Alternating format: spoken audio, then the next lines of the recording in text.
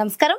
నేను మీ జాహ్నవి. మనతో ఉన్నారు ప్రముఖ జ్యోతిష్య వాస్తు పండితురాలు, ప్రముఖ ఆధ్యాత్మికవేత్త రాజరాజేశ్వరి రాజశ్యామల అమ్మవారి ఉపాసకురాలు సురంపుడి భానుకోటేశ్వరి అమ్మ.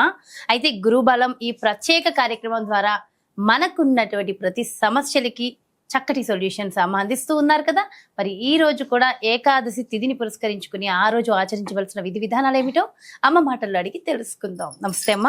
జై శ్రీరామ్. శ్రీమాత్రే నమః. శ్రీ గురుభ్యో నమః. జై శ్రీరామ్ అమ్మ. అయితే ఏకాదశి వస్తుంది, జ్యేష్ఠ మాస కృష్ణపక్ష ఏకాదశి కదా. మరి ఈ ఏకాదశి విశిష్టత ఏమిటి? అందరూ కూడా ఎన్నో ఇబ్బందులతో ఉన్నాం కదా. మరి ఇబ్బందులు తొలగాలంటే ఈ ఏకాదశి రోజు ఏం చేయాలంటారు? యోగిని ఏకాదశి అని కూడా అంటారు ఈ ఏకాదశిని. అయితే మనకి పంచాంగ గణనాల ప్రకారం తాకట్టులో ఉన్న బంగారాన్ని విడిపించి ఆ రోజు ఆన్లైన్ రేటుకే మేము కొంటాం. Sharma gold company. ఇది కొన్ని విశేష అనుకూలతలతోటి కూడి వచ్చింది. అదేంటంటే త్రిపుష్కర యోగం మనకి ఈ ఏకాదశి రోజు ఉంది. జనరల్గా ఈ త్రిపుష్కర యోగం ద్విపుష్కర యోగం అని మనం వింటూ ఉంటాము. త్రిపుష్కర యోగం అంటే ఆ రోజు మనం ఏ పని చేసినా మళ్ళీ మనం చేయగలుగుతాం. సో ఆ రోజు మనం చేసే పనుల మీద ఒక చెక్ పెట్టుకోవాలి. ఆ రోజు అప్పు చేశారు అనుకోండి, మళ్ళీ అప్పు చేయాల్సి వస్తుంది.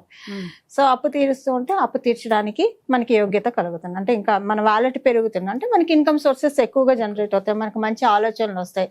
ఏ పనులు చేస్తే మన ఇన్కమ్ స్టాండర్డ్స్ని, మన లైఫ్ స్టాండర్డ్స్ని మనం పెంచుకోవచ్చు. ఇలాంటి ఆలోచనలు అన్నీ వచ్చి మనల్ని అలాగే డెస్టినీ డ్రైవ్ చేస్తుంది. అలాగే ఈ రోజు కనుక ఉద్యోగం చేరడానికి వీటన్నిటికీ కూడా చాలా మంచి రోజు జాహ్నవి. అంటే కృష్ణపక్షం అయినా కూడా త్రిపుష్కర యోగం ఉండడం వల్ల ఇప్పుడు బట్టలు, బంగారం ఇలాంటివి కొనుక్కుంటే మళ్ళీ కొనుక్కోవడానికి అవకాశం ఉంటుంది. అందులో మనకి ఈసారి మంగళవారంలో వచ్చింది. మంగళవారం మారుకోరుతుంది. దాంట్లో త్రిపుష్కర యోగం అంటే ఇంకా విశేషం అన్నమాట. అంటే ఇంకా బలం ఎక్కువ అనమాట. ఇప్పుడు ISI స్టాంప్ అంటారు చూసారా, అలాంటిది ఈ రోజు యోగిని ఏకాదశి. సో ఎప్పుడైనా సరే ఏ ఏకాదశి తిథి అయినా సరే మనకి విష్ణుమూర్తి ఆరాధనకి చాలా విశేషం. ఇది మనందరికీ తెలిసిన విషయమే. మనం రోజు అంటే ఏకాదశి తిథులు రోజు ప్రతి నెల చేయంగా ఆ చేసే మనిషి సాక్షాత్తు విష్ణు స్వరూపుడు అయిపోతాడు.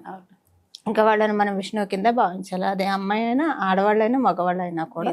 ఆడవాళ్ళు అయితే అమ్మవారి స్వరూపం, మగవాళ్ళు అయితే కనుక విష్ణు స్వరూపం అవుతారు. లక్ష్మీనారాయణ వాళ్ళు అయిపోతారు అనమాట.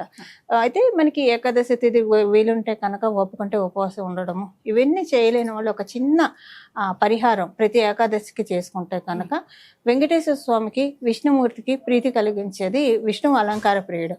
అలంకారం చేయాలి ఆ రోజు. అంటే ఉపవాసం చేసినా చేయకపోయినా విష్ణు సహస్రనామం చదువుతూ స్వామివారికి అలంకారం. విష్ణు సహస్రనామం మొత్తం చదవలేకపోయినా అందులోనే మనకి సులభోపాయం ఉంది కదా, శ్రీరామ రామ రామ అయితే రమే రామే మనోరమే సహస్రనామ తత్తుల్యం రామనామం వరాన. ఎగ్జాక్ట్లీ. ఇది 3 సార్లు చదవాలి.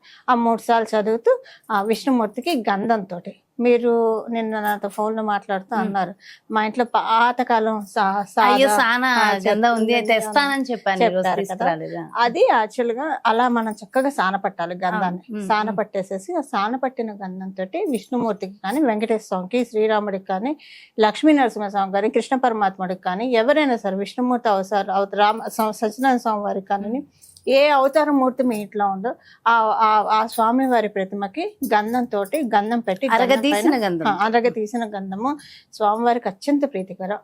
స్వామివారికి కుంకుమతో అలంకరించి ఏం చేయాలంటే తులసి ఆకులు మనం ఎలానో పూజ చేస్తాం కదా, తులసి ఆకులు ఉంటాయి కదా, తులసి దళాలు ఉంటాయి కదా జాహ్నవి, ఆ తులసి దళాన్ని చక్కగా ఇదే గంధం అనుకోండి ఇందులో ముంచాలి. ఇలా ఈ 3 వేలు పట్టుకొని ముంచేసేసి అది ఇలా మన హృదయ స్థానం దగ్గర ఇలా చేర్చుకొని నమః వాసుదేవాయ శ్రీ మహాలక్ష్మి నమః, నమః వాసుదేవాయ శ్రీ మహాలక్ష్మి నమః, నమః వాసుదేవాయ శ్రీ మహాలక్ష్మి నమః ఇలా ఒక 20 సార్లు అనుకోవాలి.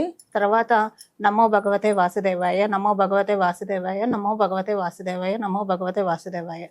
మగవాళ్ళు అయితే ఓంకారాన్ని చేర్చచ్చు, ఆడవాళ్ళు అయితే ఈ రీతిన స్వామివారి వక్షస్థలానికి మనం పెట్టాలి. గంధంలో ముంచుతాం కాబట్టి వక్షస్థలంలో అతుకుతుంది. ఇది లక్ష్మీ కటాక్షం కోరుకునే వాళ్ళకి ఈ పరిహారం బాగా ఉపకరిస్తుంది. జాను వితిన్ ఈ ఏకాదశికి స్టార్ట్ చేసేస్తే ఇది ప్రతి బుధవారం కూడా ఇది ఆచరించవచ్చు. ఏకాదశి తిథి రోజు అందులో ఈసారి మనకి చాలా విశేషాలతో కూడుకొని వచ్చింది. చేస్తే కనుక లక్ష్మీ కటాక్షాన్ని చక్కగా ఇచ్చారు. ఈసారి మంగళవారం 2వ తారీఖున వచ్చింది కదమ్మా.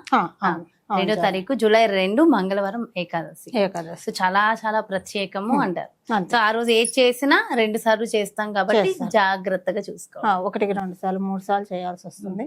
మంచి పనులు అయితే రిపిటేషన్ ఎప్పుడు మనం కోరుకుంటాం మంచి వాటిలకే కదా. సో అది రిపిటేషన్ ఏదైతే కోరుకుంటారో వాటికి ఆ రోజు పెట్టుకుంటే మంచిది. చాలా మంది స్కిన్ ఎలర్జీస్ తో బాధపడుతూ ఉంటారు కదా జాహ్నవి. వాళ్ళకి ఇలా చేయడం వల్ల స్వామివారికి గంధంతో స్వామివారిని అలంకరించడం వల్ల ఇలాగ ఇప్పుడు మనం తెలుసుకున్న పద్ధతిలో డెఫినెట్ గా స్కిన్ ఎలర్జీస్ నుంచి విముక్తి అవుతారు. అలాగే ఆర్థికంగా ఇబ్బందులతో బాధపడే వాళ్ళకి మరి వాళ్ళు ప్రత్యేకంగా ఏం చేయవచ్చు అంటారు? ఈ తులసి దళాలతో ఇప్పుడు చెప్పినట్లే జాహ్నవి, ఇది ఆర్థిక ఇబ్బందుల్ని తొలగిస్తుంది. స్కిన్ ఎలర్జీస్ ఉంటే వాటికి ఉపయోగిస్తుంది. కొంతమందికి డస్ట్ ఎలర్జీస్ ఉంటాయి, రెస్పిరేటరీ ప్రాబ్లం ఉంటుంది.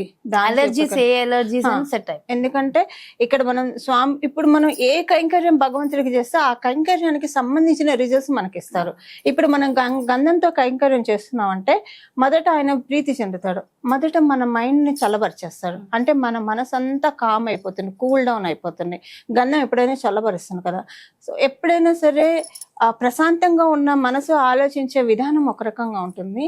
టెన్షన్స్ తోటి డిప్రెషన్ తోటి కూడిన మనసు కానీ బుద్ధి కానీ ఆలోచించే విధానం ఒక రకంగా ఉంటుంది. సో ఏదైనా మన ఆలోచనలు బట్టే కదా మన ఫ్యూచర్ డిసైడ్ అయ్యేది. దానికి చక్కగా ఉపకరిస్తుంది. అందువల్ల గంధం వల్ల ఇలాంటి ప్రయోజనం వస్తుంది. అయితే తులసి ఔషధ గుణాలని కలిగి ఉంటుంది. తులసిని మనం తులసిని మనం స్వామివారికి సమర్పిస్తున్నాం అంటే అక్కడ లెక్క మనం దానికి సంబంధించిన ఔషధ గుణాలన్నిటి మనం తీసుకుంటాం. సో మెయిన్ రెస్పిరేటరీ ఇష్యూస్ కి తులసి దళం చాలా బాగా ఉపయోగపడుతుంది. స్వామివారికి అది మనం అర్పణ చేయడం వల్ల చాలా మందికి రెస్పిరేటరీ ఇష్యూస్, రెస్పిరేటరీ డిజార్డర్స్ చాలా మందికి ఉంటాయి. అవన్నీ కూడా క్లెన్స్ అయిపోతాయి. ప్రతి ఏకాదశికి ఇలా చేయడం వల్ల ఒక 3 ఏకాదశుల తర్వాత తేడా తెలిసిపోతూనే ఉంటుంది. అయితే ఏకాదశి చేసేటప్పుడు ద్వాదశితో కూడిన ఏకాదశి చేయాలి అంటారు కదా. సో అది ఖచ్చితంగా అలానే అసలు విధి విధానంతో ఏకాదశి వ్రతం చేయాలంటే అది మనకి దశమి తిథి నుంచి ప్రారంభం అవుతుంది. అబ్బో, దశమి చెప్పండి. ఒకవేళ అలా ఎవరైనా కుదిరి చేయాలనుకున్న వాళ్ళకు ఉంటుంది. దశమి తిథి రోజు తలారా స్నానం చేయాలి.